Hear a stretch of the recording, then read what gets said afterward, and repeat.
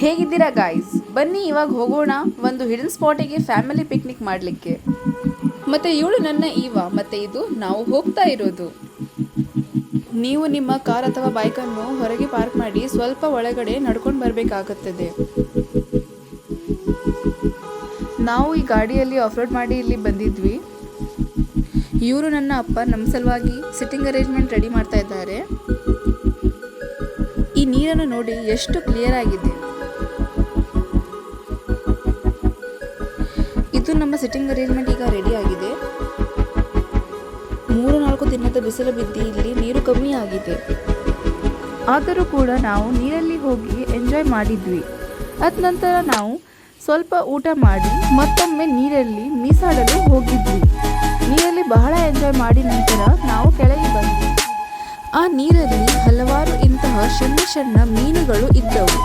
ಮತ್ತೆ ಇವತ್ತಿನ ವ್ಲಾಗಿಗೆ ಇಷ್ಟೇ. ಬಾಯ್ ಬಾಯ್.